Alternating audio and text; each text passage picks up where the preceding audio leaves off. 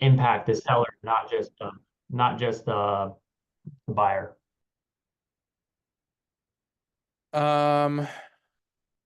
You guys had a conversation with this. What can you give me just a little more context? Basically, there is tendencies where some banks in the past that we've worked with have came back and said, look, we have to have the seller finance portion of this, no matter what. Okay. Gotcha. And so there's a certain percentage that they need to carry to make sure that they have and the reason why is for those that are new to business brokering is they don't want you just to take the money and run.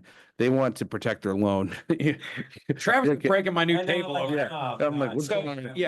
And so to answer that question, I think this does also come into the whole idea of like a bit of a pre-approval for the business financing, getting that package together on the front end so we can look at it. There will be times where the terms of the loan is exactly what you said. Come back and say, hey, here's the conditions of approval. If you do this, we will do that. And the impact that could have on the seller, could be doing a seller carryback, something like it could be, hey, you just got to lower the price. You're asking too much for your business. It could be things of that nature.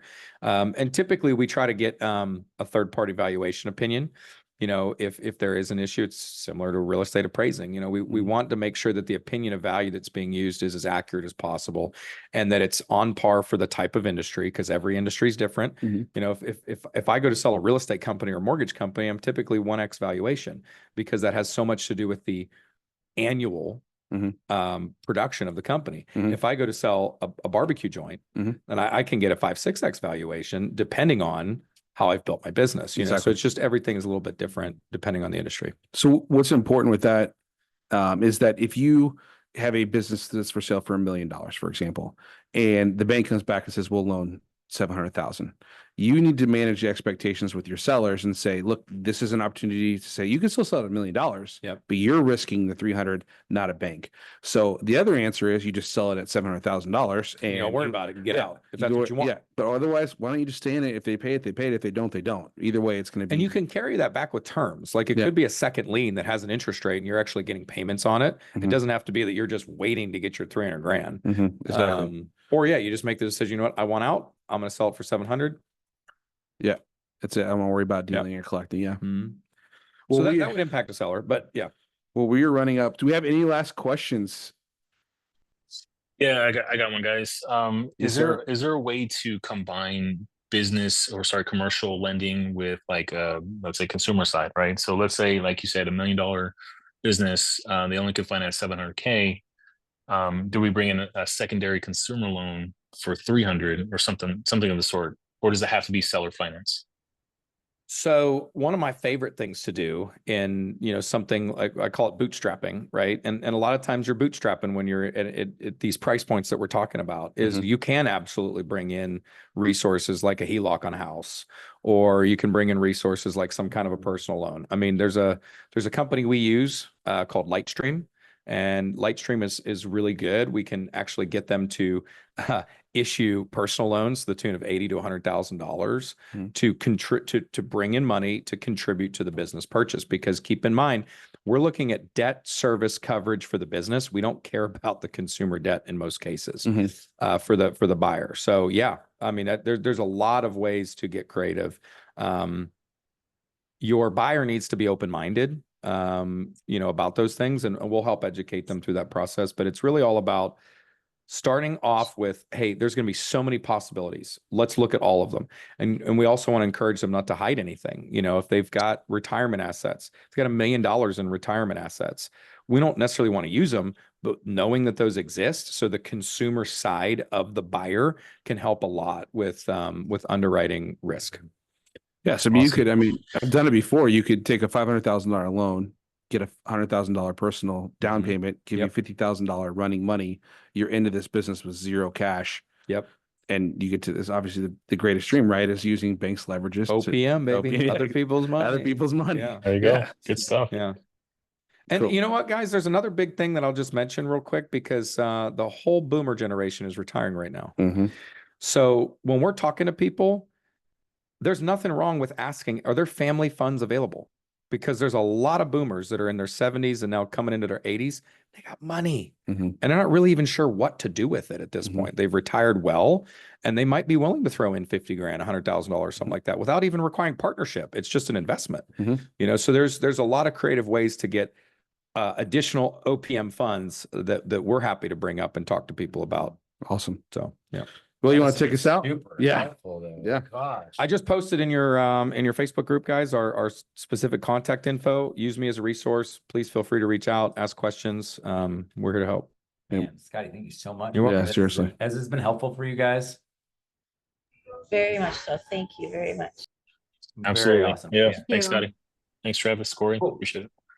So also want to, before we step away here, there's you know, a brand new year where we're trying to spice things up Yeah. a little bit, right? We're trying to make, Walnut stain yes, right. Well, let's see. Obviously a little, get some stuff back there, and it's gonna be, so what I want to say is I'm gonna be sending you guys a text message and email. We have a new community that is specifically for this mastermind. This isn't for everybody. This is people that are actually wanting to highly produce in this business brokering. And so it's specific. We're going to have, so if you're looking to say, hey, I want to watch the past ones that we've done. So if you're new, like you want to watch the past ones that we've done, it's a place where we're going to have all of those housed there. Also our events, we're working on some workshops that we're going to do, little pop-up workshops, some on marketing, some on your listings that are going to be very specific to like, this is going to be covering a lot of different things. We're going to have some workshops that are going to be very specific towards certain things that are going to be all involved in this group, which you, if you need to go to this mastermind, you can always go to that community and you can literally just click on the calendar and you can go straight to this, this Zoom meeting. Love it. Yeah. So it's really cool. It's Okay. it's all designed around creating an environment of us all working together. So the goal of this whole mastermind, as we start growing, we're gonna have people like, and I tell Corey this, if someone messages me and says, Travis, I have this restaurant, I really need some help, I'm gonna say, there ain't no way. I'm gonna push it to Corey, right? But if there's a point where someone says, hey, I have this this luxury car rental, I'm going to say, hey, listen, I know the right person that you need to talk to. It's going to be Sherry. And so the goal is a collective consciousness approach of us all learning and really going with somebody that has done it before. Because I'll tell you right now, I don't have all the answers. Corey doesn't have all the answers. Scotty might have all the answers, but I don't. but in all reality, we're always going to grow faster if we're all running together. Okay, so when we get done with this, you guys, later today, we'll send you out an email, a text message to be able to get you guys on that group. It's where everything is going to be. Okay, so it's not going to be the whole company. It's only going to be the people that are really involved in this mastermind. Okay, Love that.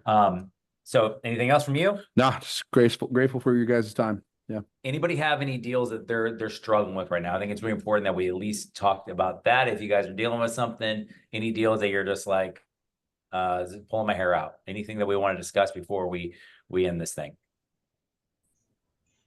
I just wish I could get some people to start asking about some of these, but it just takes time, and maybe helping get some of these buyers in front of Scotty would help. So that's what I'm going to try. I'd be happy to help you.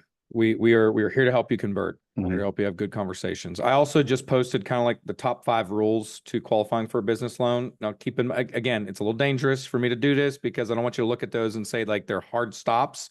So I don't want you to disqualify anybody, and I don't want your buyers disqualifying themselves. But these are kind of the top 5 things we look at. I just post them in the group. Super helpful. He's going to put some stuff together. That'll all be in the hub. We'll send you guys a text message. Yep. We'll put it in the group when it's all done and it's in the hub, so you guys can go there and check all the stuff that he's putting in there. So that'd be really great. Scotty, thanks again. Yeah, man. We'll see you guys next week. We'll send you guys that link to join the Legacy Broker Mastermind community. Okay. Thank you. See you guys. Awesome. Thank See you all. you. Nice to meet you Thanks, guys. Take care. Talk to you. Have a best day.